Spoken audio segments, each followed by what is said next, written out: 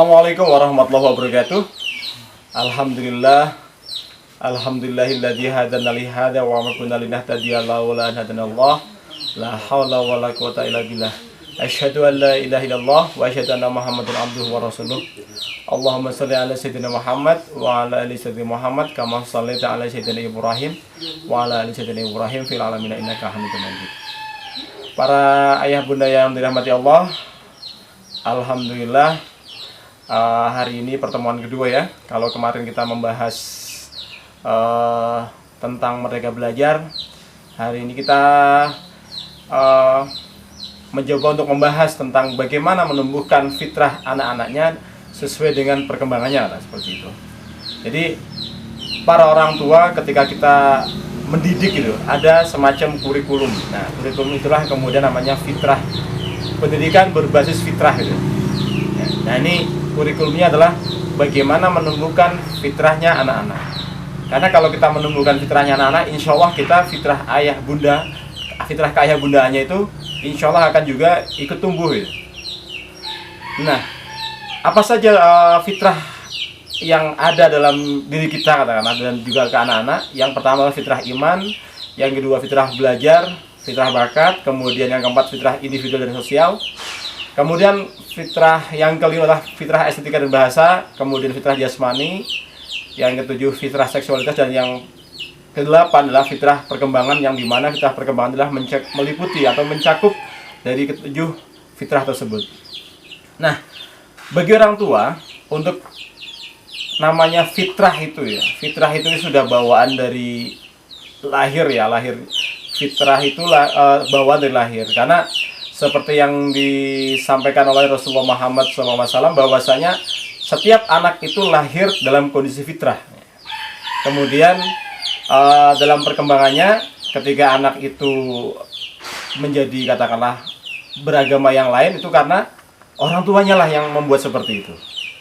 Sehingga kemudian fitrah itu sebetulnya sudah terinstal sejak kita lahir, kemudian sejak kita lahir dan kemudian tumbuh dan berkembang, dan orang tuanya lah yang kemudian bisa memahami dan bisa menumbuhkan. Nah, bagaimana cara menumbuhkan fitrah? Yang pertama, bagaimana cara menumbuhkan fitrah iman? Nah, fitrah iman adalah fitrah yang paling fundamental, fitrah yang paling awal kita tumbuhkan kepada diri anak-anak.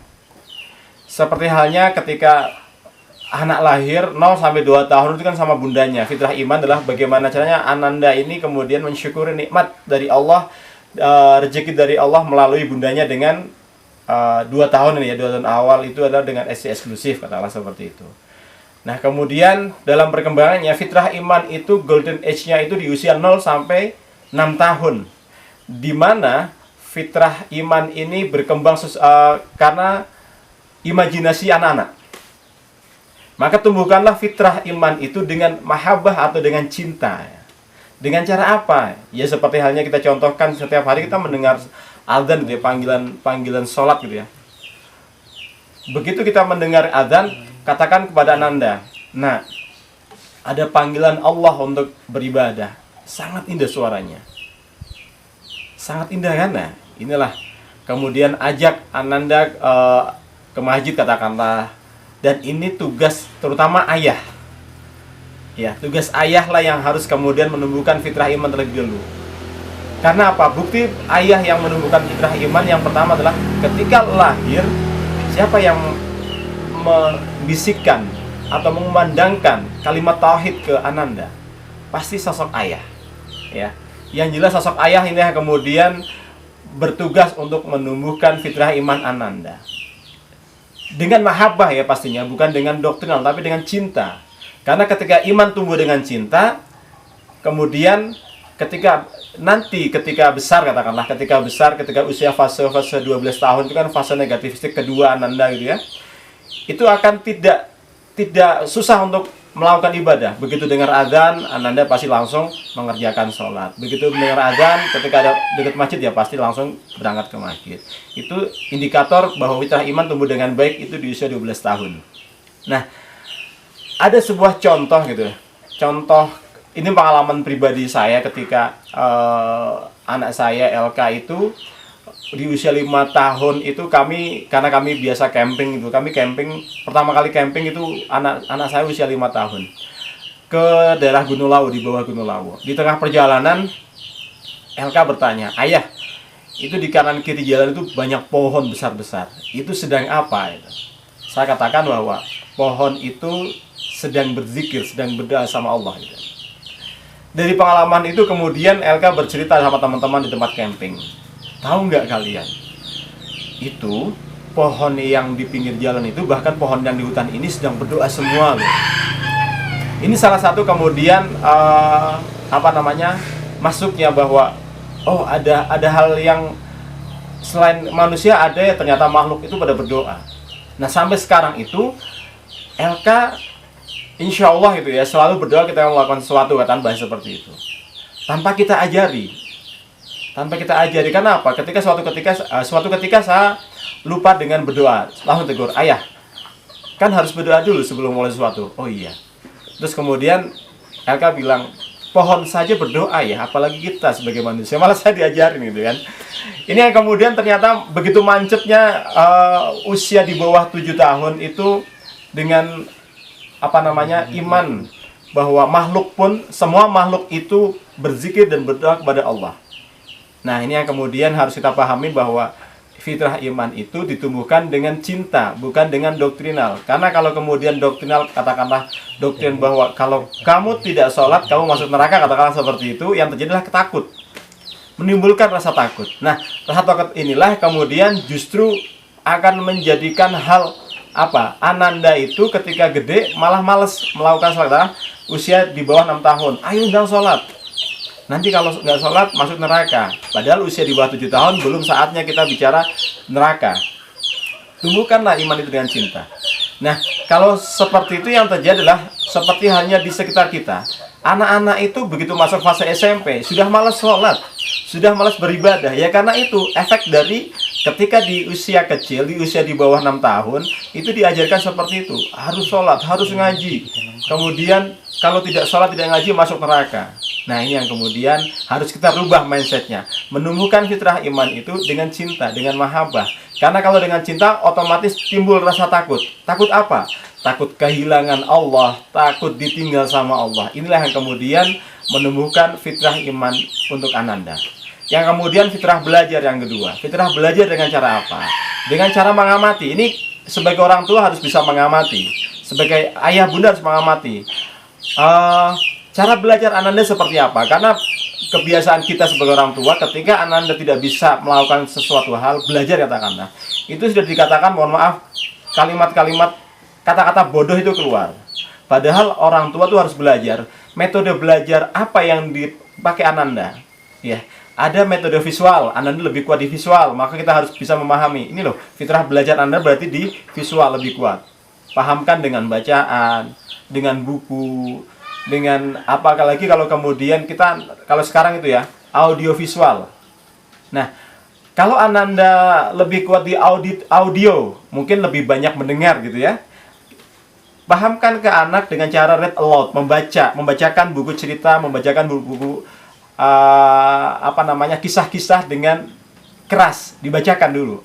Maka Ananda biasanya lebih cepat menangkap. Atau kemudian Ananda itu pola belajarnya adalah kinestetik bahasanya itu, dengan bergerak dan sebagainya. Nah, ini orang tua harus paham, oh ini anak kita itu cara belajarnya dengan visual atau dengan auditory, atau dengan kinestetik, atau dengan kombinasi ya, audio visual. Maka lebih enak lagi, setelkan video belajar tentang kisah, tentang apa aja yang kemudian bisa membuat belajar Ananda. Itu kita yang harus bisa tahu Ananda cara belajar seperti apa. Ini yang kemudian bisa menumbuhkan fitrah belajar dengan baik. Yang ketiga fitrah bakat. Ini juga pengamatan. Perlu pengamatan dari para ayah bunda semuanya. Bakat anak itu tidak muncul dengan tiba-tiba. Bakat anak itu akan muncul karena memang banyak belajar, banyak pengalaman. Walaupun itu katanya bakat itu bawaan kan. Bakat itu bawaan. Itu akan terdeteksi ketika melakukan semacam talent mapping bahasa lah. Nge-map tentang talent atau bakat. Tapi sebelum 10 tahun bakat itu banyak. bakat itu banyak dengan cara apa? Dengan cara diperkenalkan. Mungkin suatu ketika Ananda suka dengan namanya robot, katakanlah. Kemudian berikutnya bosan. Kemudian suka dengan Lego. Berapa saat kemudian bosan, udah beli gitu ya. Kemudian bongkar pasang mainan mobil gitu. Orang tua kadang-kadang marah-marah. Mobil-mobilan mahal kemudian dirusak. Itu bakat sebetulnya. Bakat apa? Bakat siapa tahu, kita nggak tahu juga bahwa Ananda itu punya bakat teknik, katakanlah. Ini yang harus kita pahami. Kita nggak bisa melarang Ananda kemudian melakukan kreativitas apapun.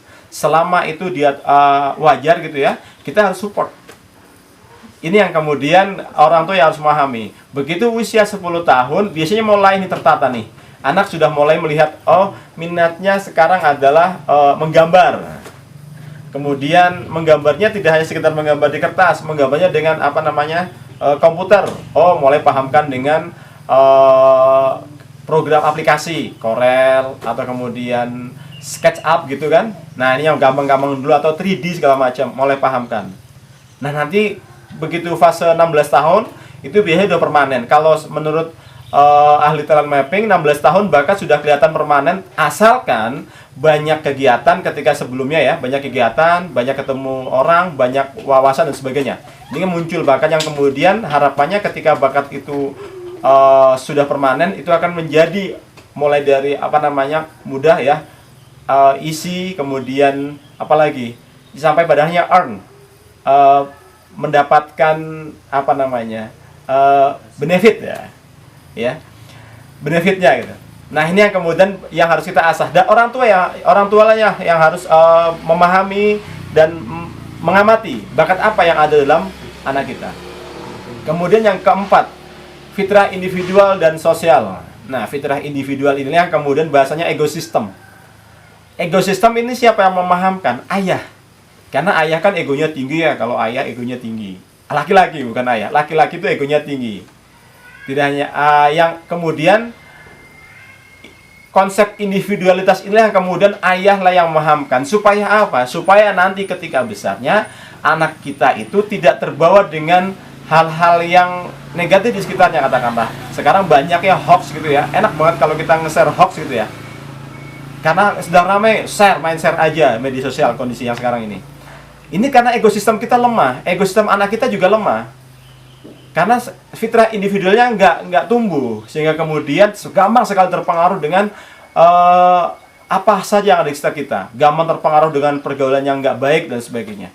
Ini karena fitrah individualnya nggak tumbuh. Nah, inilah orang tua yang harus bisa memahamkan. Sampai 6 tahun, fitrah individualnya ini harus dituntaskan. Karena fase-fase tersebut adalah fase di mana anak itu menjadi pusat semesta ya, pusat semestanya di keluarga. Maunya diturutin, apa-apa diturutin. Nah, ini orang tua harus bisa berstrategi bahwa bagaimana menuntaskan fitrah individualnya Ananda ketika di usia 0 sampai 6 tahun. Karena begitu fase 7 tahun, nah fitrah sosial ini yang kemudian dimunculkan. Harus tuntas. Kalau fitrah individualnya tuntas, insya Allah fitrah sosialnya juga bagus. Nah, kemudian di fitrah selanjutnya, yang fitrah yang kelima adalah fitrah estetika dan bahasa. Di mana bahasa ibulah yang kemudian harus dipahamkan sejak awal. Bahasa ibu ya, kalau kita Jawa berarti kromo inggil lah, bahasa Jawa yang bagus, kromo inggil yang bagus. Karena ketika sekarang yang namanya memahamkan katakanlah di Jawa gitu ya, kromo inggil di anak-anak sekarang itu susah karena sudah dari kecil sudah dibiasakan dengan bahasa Indonesia. Fitrah bahasanya hilang ya, sehingga estetikanya juga kehilangan kehilangan estetika. Dan kalau di zaman sahabat gitu ya, bahwasanya sahabat Umar bin Khattab itu memerintahkan ke kita, ajarkanlah anak kita sastra.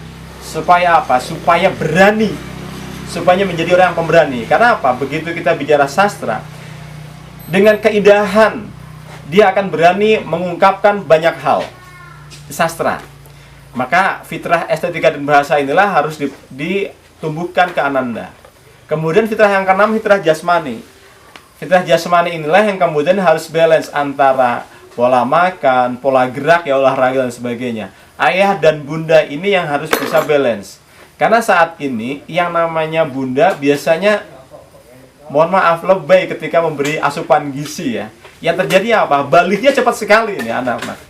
Anak kita itu balighnya cepat sekali.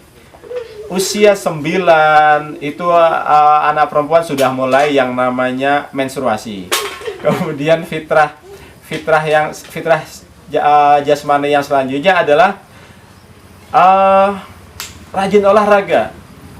Kalau sekarang banyak para anak-anak kita ya sudah karena senang dengan namanya gadget, akhirnya menjadi kaum rebahan, bahasa anak sekarang. Bahasa sekarang kaum rebahan. Udah main gadget terus. Kemudian tiduran terus. Ini yang kemudian fitrah jasmani nggak bagus. Nggak tuntas akhirnya. Nah, bagaimana cara menumbuhkan fitrah jasmani? Ya, ajak anak-anak kita berolahraga. Ajak bagaimana makan yang baik, pola makan yang baik. Ajak bagaimana pola tidur yang baik. Ini yang kemudian orang tuanya lah yang kemudian harus bisa memahamkan bagaimana menumbuhkan fitrah jasmani. Kemudian yang 7, fitrah seksualitas. Di mana fitrah seksualitas ini adalah memahamkan ke anak-anak bahwa peran gender di mana sebagai seorang perempuan, anak perempuan itu nantinya akan menjadi sosok ibu. Laki-laki menjadi sosok ayah. Nah, ini kurikulum fitrah ini adalah mulai dari 0 sampai 6 tahun katakanlah. 0 sampai 2 tahun otomatis sama bunda karena banyak ASI eksklusif. Kemudian di usia 3 sampai 6 tahun ayah bunda yang harus bisa membersamai ananda kolaborasi gitu ya. Kemudian di usia 7 tahun mulai pahamkan dengan fitrah seksualitas. Di mana usia 7 tahun ini anak laki-laki dekatkan dengan ayahnya supaya paham, oh iya saya itu sebagai seorang anak melihat ayah itu sosok yang keren, sosok yang pokoknya ayah laki banget lah gitu. Ini usia 7 tahun. Supaya paham peran gendernya tadi yang saya katakan bahwa seorang laki-laki calon ayah. Nah, pahamkan dengan sosok ayah di usia 7 sampai 10 tahun. Begitu juga dengan sosok perempuan, anak perempuan. Di usia 7 sampai 10 tahun dekatkan dengan bundanya ya, supaya paham peran bunda seperti apa. Itu seperti. Nah, di usia 11 sampai 14 tahun mulai di-cross. Disilang. Dekatkan anak laki-laki kita dengan bundanya. Supaya apa? Supaya mulai paham lawan jenis, supaya menghormati perempuan, supaya nantinya kelak ketika akan menikah dia akan mempunyai gambaran, oh sosok perempuan sebagai istriku besok seperti halnya sifat bunda, yang dimana bunda itu sosok yang sangat sayang sama keluarga, kemudian menghormati ayah dan sebagainya. Begitu juga sebaliknya, anak perempuan di usia 11 sampai 14 tahun dekatkan dengan ayahnya. Supaya apa? Supaya jatuh cinta pertamanya anak perempuan kita itu dengan ayah.